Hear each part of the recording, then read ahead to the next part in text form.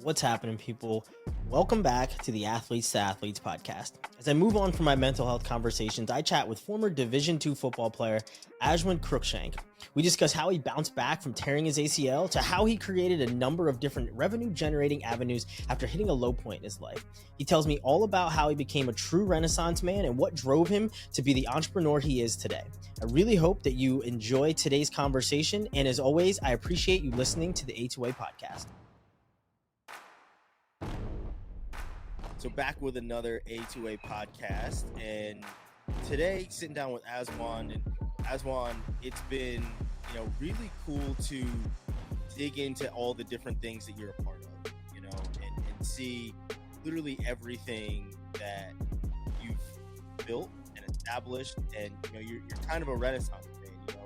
I try and pride myself in being able to be everywhere all at once, but looking at your website, looking at all the different things that you've done, I'm like, man, I got to step my game up. This man's everywhere. He's doing everything, right? And it's really inspirational to see.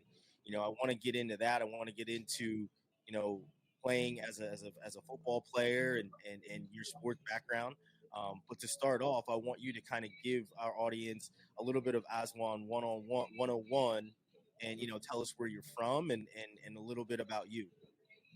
Well, yes, I grew up in Silver Spring, Maryland, which is the outskirts, kind of the suburbs of Washington, D.C.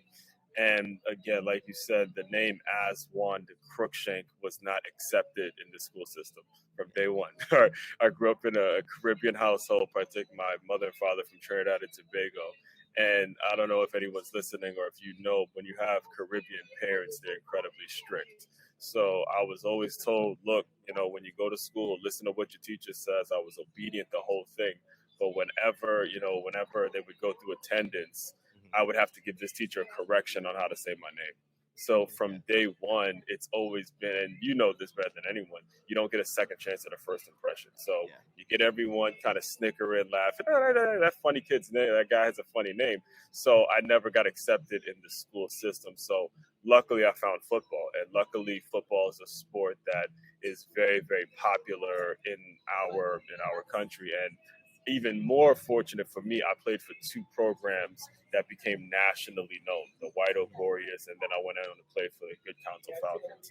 Both of those organizations are nationally known, and I was so gelled into being a part of that because that's where I found my acceptance. And then I walked on at a Division II school, tore my ACL, came back and worked at a gym, rehabbed my knee, and then transferred to a Division I school. So I went from D2 to D1 after a torn ACL. All right. Yeah. So when it comes to everything you mentioned in terms of me having kind of doing a lot of different things and being a Renaissance man, it's because that's kind of what was imparted on me from day one. I had to be that guy if I was going to actually find and be accepted in this world, because the school system wasn't going to do it for me, brother. Mm-hmm. Yeah, I feel you, right? And as you said, you get one chance at a first impression, because they can see you coming a mile away, right? And there's already preconceived notions and everything else. So when you get a chance to make that first impression, you make it stick. And it sounds like that's exactly what you've done, and you did that through football. But what was it about football? And I always love to hear kind of how people give their light bulb moment, their epiphany moment, that this was my sport and this is how I knew, right? So what was it about football that made you gravitate towards it and stick to being on the field? 9 years old. It was 9 years old. It was the year prior, we went 2-6, and this was my first season with the White Oak Warriors. At that point, we were the Briggs Cheney White Oak Warriors. And my second season with White Oak, I had my first white coach. His name was Coach Art. All right, Coach Art. The reason it was such a significant thing, this wasn't said verbally, it was more so said just in the way we conducted ourselves, because this was an all-black team, all young black boys coming together. And this was our first white coach. So we knew he wasn't nobody's uncle. He wasn't no one's cousin. He wasn't there, just helping out. He really wanted to be there. And I remember it was that season in which I was the captain on. I was the captain on that team, and we turned our season around from 2-6 to 6-2. And we're in the playoffs. We're playing this team named the Peppermill Pirates. Actually, a guy named Kenny Tate. Kenny Tate was on that team. He was on the Peppermill Pirates team, but he didn't play during this playoff game.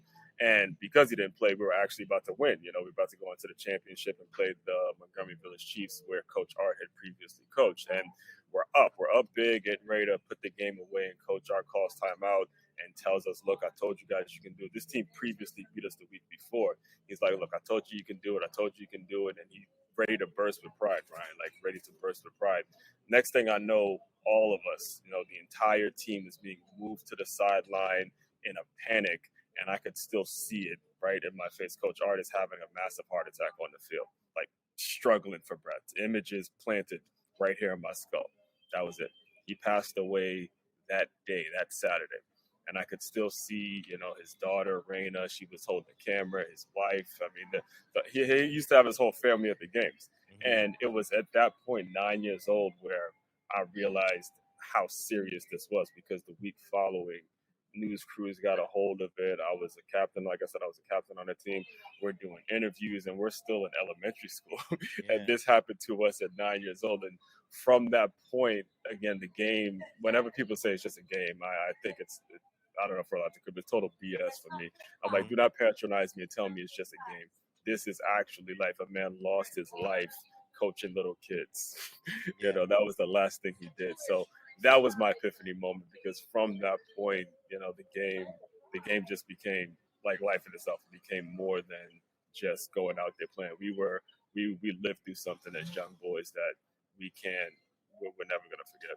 Yeah, that's an impactful moment, right? And it's not something where, somebody says, "Oh, I remember because I scored the game-winning touchdown during this," and it's something that sticks with you, right? Losing somebody in the heat of battle sticks with you, and that's a very, very big deal, right? And as you continue to get older, right, and you're going through every step of progressing in football, how did that moment continue to propel you from 9-year-old playing because it was fun to, okay, now I'm a high school kid looking to go on to the next level?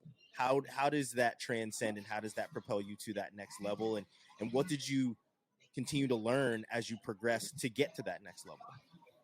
Well, I learned that, everyone has an agenda, and everyone isn't fit for this game. All right. Everyone isn't fit for the game, and everyone isn't fit to be a success. Everyone isn't going to go to the places where I'm trying to go. Right. Mm-hmm. And,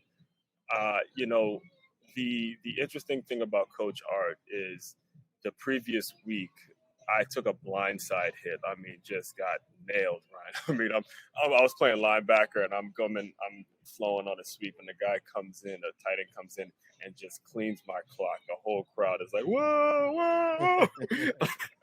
My dad used to hold the chains, and it happened right in front of him, and he's looking down, and he's like, come on, Aswand, get up, get up, get up. So during that week, Coach Art pulls me aside. He goes, let me do your pads for you, man. Let me do your pads.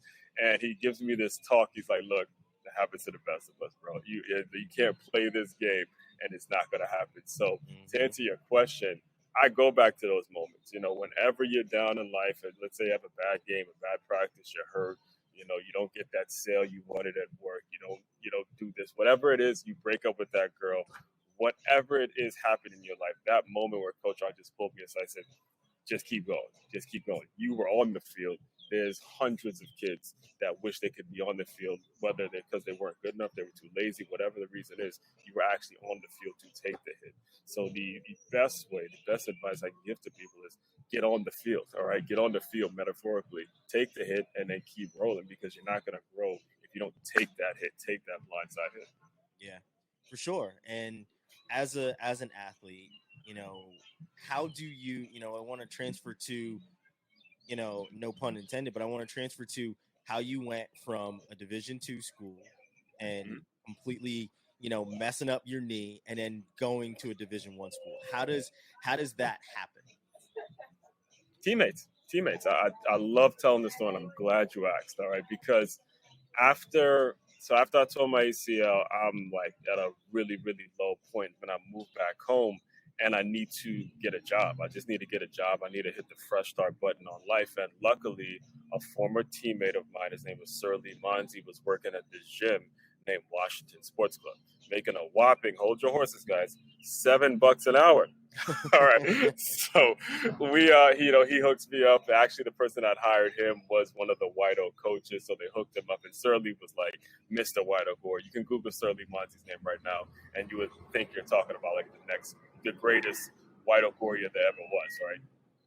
So I get linked into this job with Washington Sports Club, and I meet a ton of either trying out to be players or former college players that were working as trainers, and they built themselves up and they're making their money and they're still working out. They're still at least training. And that's right there. I had an opportunity to rehab my knee, get myself better. I was going to call it quits after that freshman year, but I was around this energy that, look, I have my boy Omar, so I still work with to this day. We're training. We're going to get better. We're going to figure out a way to, at least give me an opportunity to walk on. So it was that. And then it was during that February, national TV, Jelani Jenkins, he played for Good Counsel.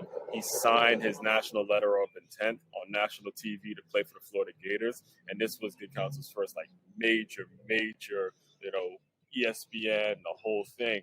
I was watching that while I was at work, and I'm like, oh, hell no, I'm getting back in that thing. I'm like, let's go. I'm like, I played with this dude. And from that point, I'm like, yo, now I'm training, I'm getting myself right. And then I got my grades right. I was going to the JUCO for those 2 semesters, and I transferred in on my own merit. There was no scholarship money. I transferred in because I just had the grades to get in. And then once I got in, it's like, all right, let's go, let's ball. Let's ball. Because I really, even when they were recruiting me in high school, I really never felt like there was just Division I dudes that were just flat out better than me. I just felt like my grades weren't as good, and I only played one position. So I was like, look, you just give me that shot. I'm gonna do what I can with it. Mm-hmm.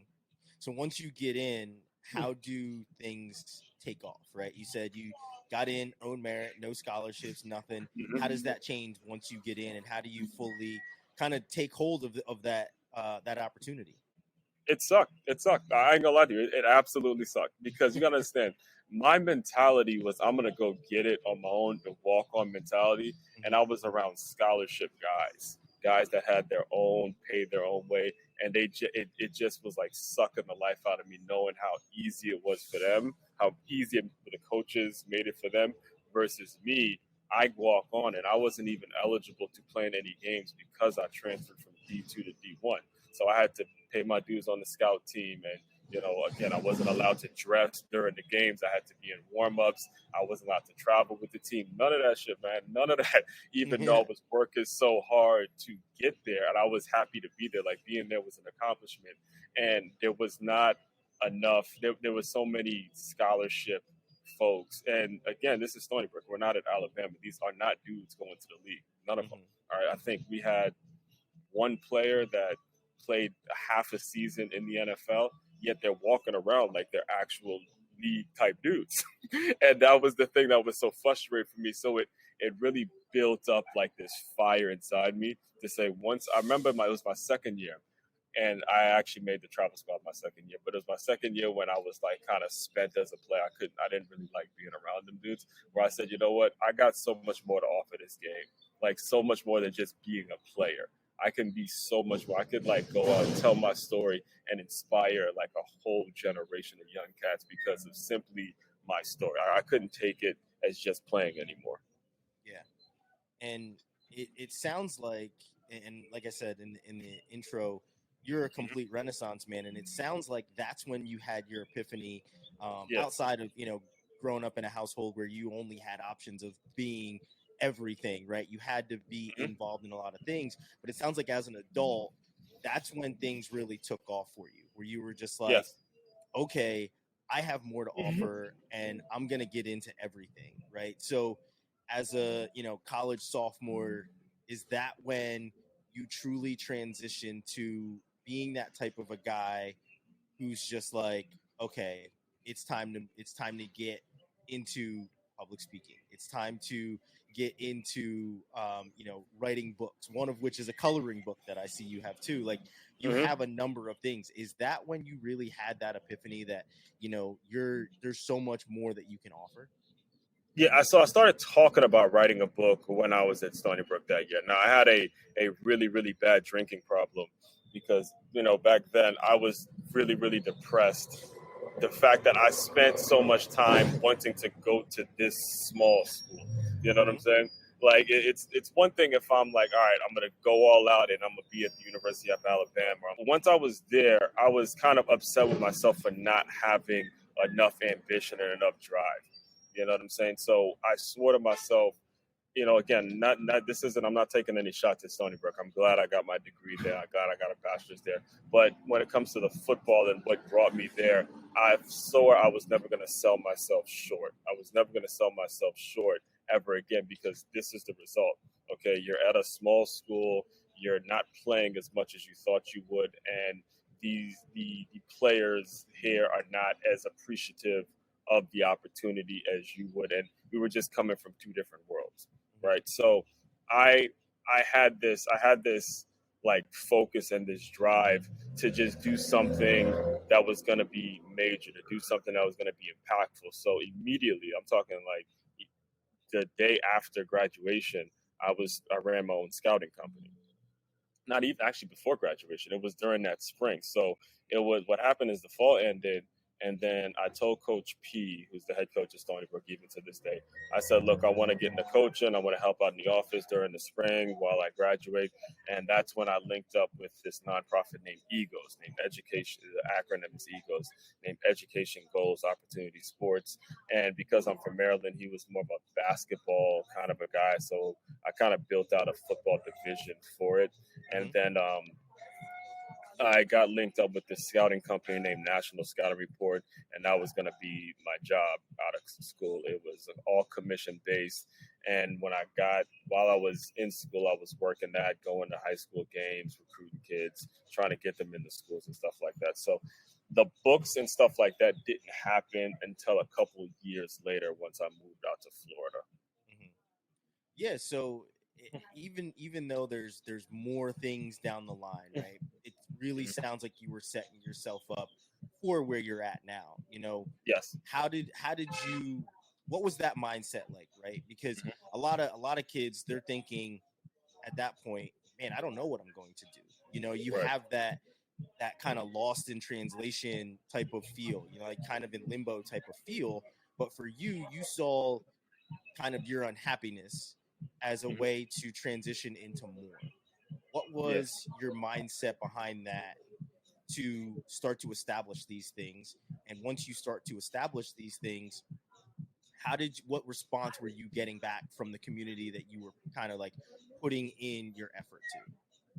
Well, my goal out of college was to eventually work in the NFL. I wanted to, the ultimate goal was to be a head coach in the NFL. That's what I Hmm. felt like I deserved. That's what I felt like I wanted to do.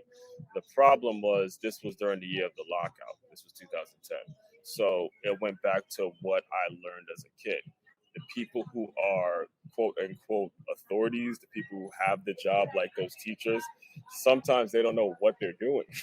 So, like, imagine being a college kid wanting to work for the NFL, but oh, by the way, the NFL's on lockout. You're like, it's a great dream, but there's a problem there because the authority, the people who quote unquote have these jobs, they clearly don't get it. They clearly have got something wrong. So Hmm. that's when the entrepreneur bug started hitting me because again, I have this goal to work for this company, this organization. They're in lockout, so I got to figure out something to do. And that's where I started really focusing on my own scouting company. And that's why the NSR opportunity seemed like a good opportunity at the time because I can go out and recruit on my own. I didn't have to depend on the NFL. But to answer your second question about the way the community responded and the way the people I thought would look out for me, it was horrible. Like I had to again, and this is a lesson for every entrepreneur. The people who you knew when you were a player before you started what you're doing after you're a player, they will not support you. One of my favorite quotes is, "Friends will not support you until strangers start celebrating you." Okay, so the people that, like the good counsels, the wider, all those people that I loved growing up, parents, all that, love them, but they didn't know like what I was doing was so brand new. They couldn't even support it, even if they wanted to, right? Even I can remember so many arguments that my father and I had gotten into about what I was going to do, how I was going to do it, and it was all because everything I'm doing has not been done. So there was no other way for him to react. So for a while it bothered me, but then I realized, look, it's because you're doing things that has not been done, and it's a scary part of anybody with ambition. I don't even want to call it entrepreneurship. Anybody that is seeking to do something for their family, for the community that hasn't been done before, it's going to be scary because you don't know what's on the other side. But it's in those moments that qualifies you to get to where you're trying to go. Yeah. So now, let's kind of dig into that entrepreneurial side. And obviously we've kind of been down that road, but let's get to where you are now, right? Now, like I said, you've got multiple books that you've written as one of which is a coloring book. You've got, Right. You're speaking, you've got a podcast. There's a lot of things that you're doing, right? How do you get here? How did we get to the books? How did we get to the podcast? How did we get to all of these different things from where you were, right? How do you establish all of these things? Failure. Failure over time, just failure, being willing to fail. So what happened was I was working at this scouting company, and because it's commission work, I needed a job that was going to pay me every 2 weeks. So I found another gym that had just opened near my house that was a 24-hour fitness named Spunk, 24-hour center named Spunk Fitness, and I worked the overnight shift. So all day I'm recruiting kids, I'm scouting kids, and I'm working at this gym. Recruiting kids, going to this gym. Recruiting kids, go to this gym. And I'm like, man, it'd be a whole lot easier if there was a gym open where these players could just come to me. So I started my first company, which is gym44.com.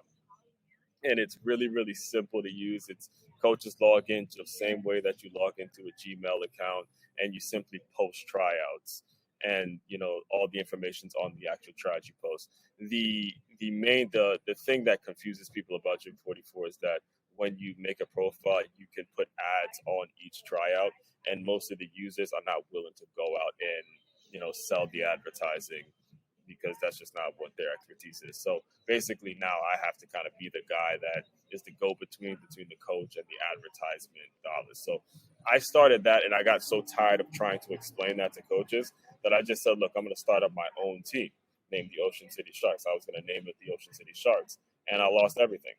Car got repossessed, phone lost everything, was sleeping out of a car in Ocean City, okay, because I felt so strongly about how this whole thing would work. So that goes down, and in order for me to get back on my feet, I had to go back to selling gym memberships at LA Fitness. LA Fitness is always hiring salespeople, so started doing that, and I started coaching high school football. And it was cold, man. Like this is Maryland. It's freezing cold. The snow is coming down. I'm going through it because I'm carpooling with my mother. I'm just going through it, right? And something just hit me. I was like, I'm going to Florida. I'm just going to go to Florida. I was 27 at the time. I'm like, look, I'm young enough to make the move. They take their football and their fitness very, very seriously from what I've been told. I'm going to move to Florida. And that's when everything really started to, quote, end quote, take off for me. Because when I got to Florida, where I started working at this Orange Theory, and I remember checking an email that I don't normally check, and I saw it was the Miami Dolphins Foundation that offered me a sales position, something I didn't even know existed. I didn't even know this kind of stuff existed. And then I worked for them for 2 seasons, and I was one of their top sellers. While I was doing that, I was also working as a boxing trainer. So my two worlds, fitness and football, were coming together. And then I got really frustrated with both the management on both of those organizations, whether it was the Dolphins, whether it was the gym I was working at. I didn't feel like they were moving as fast or as aggressive when it comes to finding new business. So that's when the book came out. Swiftly, Your Guide to Innovative Teamwork. And I wrote that book because I joined Toastmasters, and someone told me, look, you got to have some intellectual property. You can't be out here making all these moves and not having some sort of intellectual property for Hmm. people to get a hold of you and do it. And when you give great speeches, for them to buy your book. So I, the, the, the book is all about innovative teamwork. And again, it came from what I learned on the football field. All right. So I'll explain the acronym for your audience. There are in football, there are three types of positions. There are the skilled positions, running backs, wideouts, DBs. They make great athletes in every single sport. So the Hmm. S in swiftly stands for skilled positions. Then there are the well-informed, WI, the well-informed positions. That's my position: linebacker, quarterback, tight ends. They're responsible for knowing a lot of different things. And then there are the front team groups. That's the O linemen, the big boys, the ones that you really don't care about unless they're giving up a sack or making a sack or they're holding. All right, that's the Hmm. front team group. All right, that's Swift. And now, in order for you to excel, you have to add LY, lift yourself. Meaning, if you're a skilled wide receiver and you're locked down field on long run plays, that's how you spring the long run plays. It's because you take a wide receiver skilled, but he's doing the front team work, or you take a D end who's running with the skill crew. That's why he's getting drafted in the first round. Or you take a Trevor Lawrence even, who's probably just as fast as his receivers. All of these things translate into the working world. Let's say you're a sales guy. If you can understand the importance of cleaning up and mopping the floors and cleaning the windows and things like that, you're going to be a stronger seller. Even though you're Hmm. skilled sales, you're going to be a stronger seller if you understand the front team work. If you're going to have the information in your head, and that makes everything. So that's why I've always called myself the move swiftly speaker, not a motivational speaker. And Yeah. ever since then, ever since that concept and that acronym broke, that's when the Move Swiftly podcast came out. The second book, Make Your Move, which is all about boxing, dance, entrepreneurship. The third book, I partnered with Taj on the Six Figure Athlete. That's how we actually got connected. And then the fourth book, the coloring book, is when I took a job as a teacher, and I saw how the listen, I saw how some of these VPK kids are, and they weren't impressed with my intellectual property at all. They'd be having these tantrums, and I saw, like, when you give them something to color, they calm them down. So I'm like, that's how you're going to get the acronym into the heads of kids. Yeah. And that's when the Swiftly Colored book came out. Yeah. So how do you manage all these things, right? Like how do you, what's your laptop dashboard look like with so many different things going on? How do you Mhm. manage to, you know, do all of these things throughout your week? You just take it day by day. You take it day by day, and I understand who I'm serving. I don't try to take everything on in one day. I really don't, because I've tried doing that and I ended up bankrupt, losing my car, losing my phone, losing everything because I tried to Hmm. create an entire minor league franchise. All right. I just focus on who I'm trying to serve, and who I'm trying to serve are those athletes who are trying. They work just as hard as them scholarship dudes. They grind, they find their identity in sports. And I'm trying, that's why I named the podcast Move Swiftly, Finding Your Place in This World. I want them to understand that there's a lane and there's a place for them. Okay, there's a place for them because their families are affected. There's coaching jobs that are affected. There's so many different people that are affected if you keep grinding, if you keep grinding. However, if you quit, there's so many things that can go wrong. So I just focus on the people that I can serve every day, and then everything else kind of comes with it. I don't try to take it all on by myself. Hmm. So it sounds like through failure, you really learned your place. And Yes. that's really, the big lesson that I'm kind of taking from each thing that you're saying is that, you earn the right to fail, but then you learn from it. Hmm. Is that something that you try and impart in all your speeches, in your podcasts, in your books? Is that it's okay to fail, but you Hmm. have to move forward from it? Yes, I do. I try to impart that it's okay to fail, and it's definitely okay to go against authority in a way. To understand that the folks that are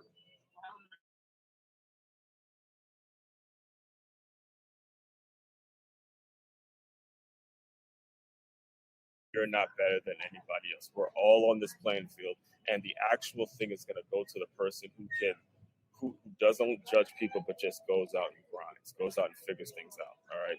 It's very, very important that young people, especially people who have been labeled as different from day one, labeled as different from day one. I'll tell you a story. This was actually when I was in high school. It was my sophomore year in high school when I had the idea of going out for the wrestling team to make myself a better linebacker, going from JV to varsity, right? And I really wasn't feeling it. I was losing a ton of weight, and I wasn't feeling the team I was on. And once the football players started working out, I didn't like the fact that I was missing the football workouts, and the coach for the wrestling team was the actual strength coach for the football team as well. So, but anyway, I quit the wrestling team so I could focus on football. And they had a situation in which I was waiting for my dad after school. I'm waiting for my dad after school, and one of the athletic trainers tells me to go wait outside. She tells me to go wait outside, and I'm like, yo, I'm not waiting outside in the freezing cold. I'm here by myself. I don't want to go wait outside. And before I know it, she grabs my jacket, drapes me up the steps, is pulling me, literally pull. This is a teacher now, pulling me up the steps. And one of her colleagues, the colleague Pete, comes in, and I'm thinking she's going to calm her down, but that wasn't the case. Both of them have draping me up the steps, slam my face against the wall, and throw me into the principal's office. Okay, so I'm saying all that because these are the people that were quote unquote supposed to look out for us, and that's the kind of shit that they did. Yeah. And the way that the next day, I remember the strength coach telling me, you're not allowed to be in here if you're having trouble with them. They were basically attacking me. And here's what happened. And this is the reason I'm telling you the story, is because once I told my mother this, she called Coach Malloy. All right, Coach Malloy was the head coach then. She goes, look, you guys keep messing with my son. I'm going to call all this youth coach. I'm taking him out to school. I'm going to the paper. I'm calling all the youth coaches. I'm calling all the young coaches on all the stuff you did to recruit him, and tell them exactly what happened. Immediately, Coach Malloy calls me and says, you guys go to the principal, and the situation was handled. And in my opinion, I feel like the teacher should have been fired. But at the end of the day, the point is, my mother in that moment taught me, look, authority is one thing, but you have a place in this world, and you don't deserve to be treated just like by anybody. And it give you a sense of pride, and that's really what it's all about. Yeah. So you've talked about how your mom and your parents really created a Renaissance man. They created somebody who wanted to have his hand in everything, and the pride that they instilled in you. Right. I just, before we get into our 5 questions portion, I want to take it all the way back to the beginning, where like I said, you talked about being part of more than just school, more than just football. There were so many more things that you grew up knowing. What was that foundation like? What was it like having parents who, you said you got blindsided in front of your dad, and instead of him dropping the chains and worrying about what was going on, he just told you to get up. You had a mom that had your back when things, were really, really tough. What was it like having that foundation? And, do you ever think back on those moments when you're, now an adult and things get tough? Yeah. As a kid, it was really weird, man. As a kid, you think about, why are my parents, like, again, I've been in situations, I have friends, I have people, I have coaches, not coaches, but teammates and peers that grew up with no family in the household. They didn't have they didn't have a father. Their mothers, I had a friend whose mother passed away. I had another friend whose dad passed away. And as a kid, I'm like, am I unlucky because these two are just on me? But as an adult, you know what I'm saying? Like, golly, like, there's some people that don't have all of this pressure on them to be successful. But as an adult, man, I don't go a moment without just an appreciation for what they instilled, because it felt like punishment at the time. It really did. I could remember there were times where friends would come over and I'm mopping, I'm holding a broom, I'm mopping, I got to clean the kitchen, I gotta go clean bathrooms, and I get made fun of for that. And I didn't get a lot of attention from girls because that wasn't the popular thing to do. I was called a slave, quote unquote. But man, I love the fact that they instilled that in me because obviously it created such a powerful and a strong-minded individual. So as a kid, no, you're not gonna like it. And if any kids listening to me now that have that type of parents, you're not gonna like it because it's gonna feel like they're all on you. But the minute you step out of that household and you have to take a little taste of that real world, you're gonna love how strong-minded they actually made you, and that's the key. Yeah. So we're to our 5 questions portion of the conversation, and the first one for you, I want to go into sports. What's a game you'll never forget? You know, talked about the 9-year-old game, but what's a game that you celebrate, and a game that like gives you pride, something that you'll never forget? St. Peter's, man. Listen, I was a Division 10 athlete. Division 10. Okay, so Division 3 is the lowest. So it's just to give you some perspective. All right. Athletically, everything I got was based on hard work. So it was 85 pound year, and coach moved me to fullback because I was begging him to carry the ball. I'm like, I was a lineman and linebacker. I never got a chance to score a touchdown. So he moved me to fullback. We were playing a really really weak team named St. Peter's that they had just come into our league.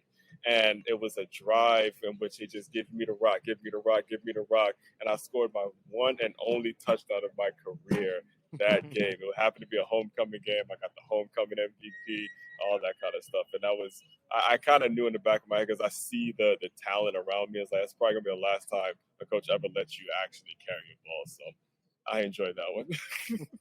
That's great. As a professional, and you've established a lot of things, right? But what was the first goal that you checked off your list as a professional that really kind of gave you that same type of feeling?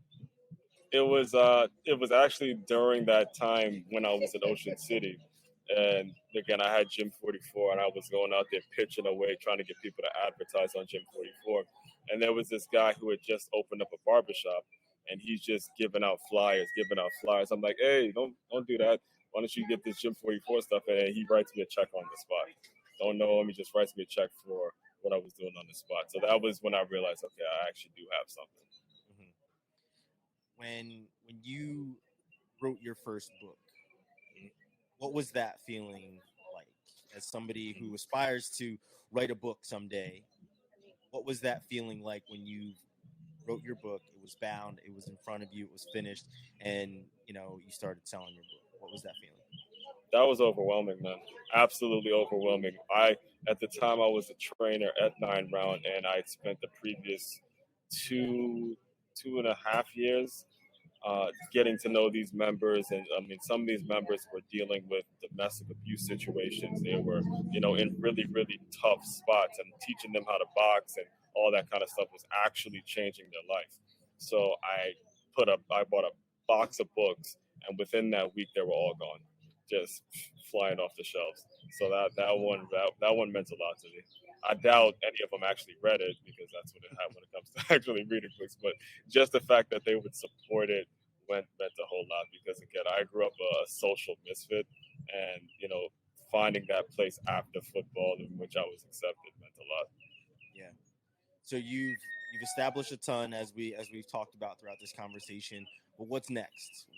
What's a goal of yours? What's something that you would like to establish and kind of create, or a goal that you have that's coming next? Well, the first one is to actually run a marathon. I just did my first half marathon this past month. So the goal is to run a marathon, become a marathoner, and then create my own race, in which I'm going to be calling the Move Swiftly Marathon, in which that'll be kind of the flagship event. So when I work with the Dolphins, they have the number one fundraiser in the NFL. I don't know if you know this, is the Dolphins Cancer Challenge, the DCC, which they get raise millions and millions of dollars for cancer research every single year. So I like for the Move Swiftly Marathon to kind of be my flagship event, in which I teach my framework and get around that group of like-minded people that run for a cause and do something really cool for the community. So throughout the conversation, you've given me, some different gems and some different advice, but what's one piece of advice, something maybe that you've learned, or just like an epiphany moment, or something that somebody told you that, you feel is impactful for you and other people should know as well? Be yourself. Simple. So many. I mean, it sounds so simple, and I say it all the time. Every time I get asked out on the show, I tell people that is the one thing you have to do: be yourself. But it's not easy. It's simple, but it's not easy. All right, it's not easy when you're surrounded by so many people that are definitely, you don't know that so many, whether it's social media, whether it's people that you meet, whether it's the way you're supposed to be. It's not easy trying to be yourself in a world that is pulling you in so many different directions. So the one piece of advice I will impart for any listener: simply be yourself. It is enough. I promise to God it's enough. All right. I don't care if you have one follower on social media or you have 3,000,000 followers on social media. Be yourself. Everything else is going to take care of what needs to be taken care of. Yeah. So, man, this has been a really good conversation. I've enjoyed the stories, the anecdotes, the advice. Before I let you go, I want to kind of give you the platform, give you the floor. Let us know how we can find you. What's the website? What's the social handles? Kind of give us where you're at and how we can get in touch with you. All right. Well, the main website is makeyourmove.com. That's makeyaamove.com. If you are interested in booking me to come and speak or deliver a workshop, the website to check out is aswandc.com, in which it doesn't give you too much details, but it gives you a bit of a framework and what I'm going to be teaching and how I'm going to be teaching and why it's important. It's basically the same thing. A little bit of what I laid out to you, but I'll cater it to your specific needs. And like I said, it's aswandc.com. You just want to keep up with my journey, go to YouTube and type in the Move Swiftly Thought. I put a different video out every single day on YouTube.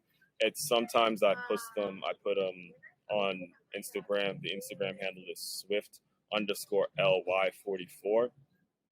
And always the podcast, the Move Swiftly podcast, comes out 5 days a week. It is the #1 show on innovative teamwork. So if you type in innovative teamwork on wherever you get your podcast, you'll see the Move Swiftly podcast be the first one to pop up, and it comes out 5 days a week. So very, very Googleable. Just find me, get at me, figure out what you want, and we'll chop it up for sure. Yeah, man, this has been, like I said, it's been an awesome conversation. I appreciate it. I'm going to let you enjoy that gorgeous Florida sun. Hopefully it doesn't rain on you at all today. Yes, sir. It looks like it is about to come. So just knock on wood wherever you're at. Yeah. That's flush Florida, though, for you, right? You guys get like 10 minutes, 30 minutes of rain just about every single day. But like I said, this has been great. I appreciate it, man. Hopefully we can stay in contact and do a couple more things together as well. But I really appreciate you taking the time. I'm going to let you get to the rest of your day. I appreciate it. Thank you for listening to another episode of the Athletes to Athletes podcast. I hope you enjoyed today's conversation. To engage with everything the A2A platform has to offer, go to the App Store and search Athletes to Athletes to download our new app. You can check out our educational material, and you'll ensure that you don't miss when a new episode of the A2A podcast drops. Again, thank you for listening. We'll see you again next time.